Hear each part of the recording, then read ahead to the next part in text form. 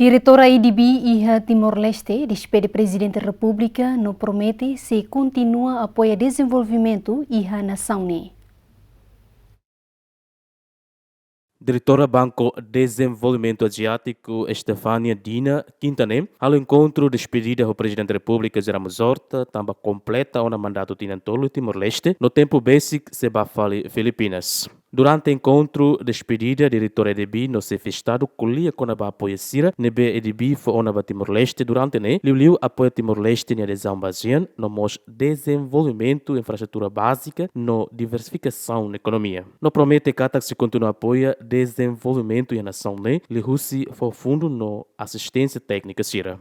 So today was actually my farewell call because as ADB country director, I'm finishing my term here after almost 3 years in Timor-Leste.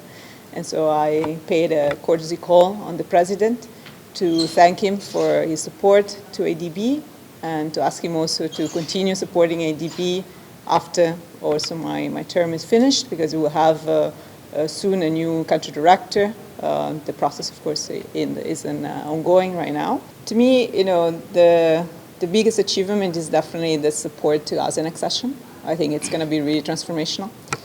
But of course, there are many others.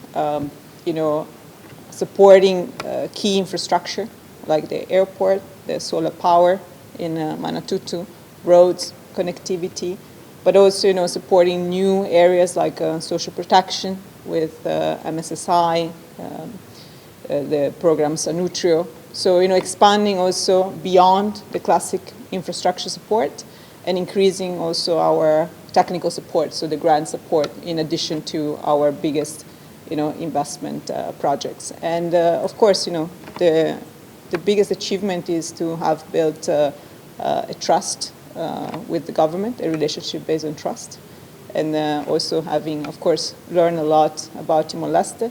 And as I said, since in my new function I will still cover the region, I'm actually very happy that I will have the opportunity to come back, even if it's in a different function. Durante o Banco Desenvolvimento Asiático foi apoio significativo para o governo Timor-Leste, lhe russi financiamento no assistência técnica, onde desenvolve infraestrutura básica, diversificação da economia, no prepara processo de adesão baseado. Apoio-chave Sira BDB fornece durante ne, mas infraestrutura básica, financiamento, empréstimo para projeto extranacional, no apoio para projeto Botsira, nessa reabilitação aeroporto internacional Nicolau Lobato, no nosso apoio parceria e a projeto BEMOS, no nosso proteção e a setor energia, no transporte, economia, no agricultura. Agostinho da Costa, Simão Ximenes, GMN.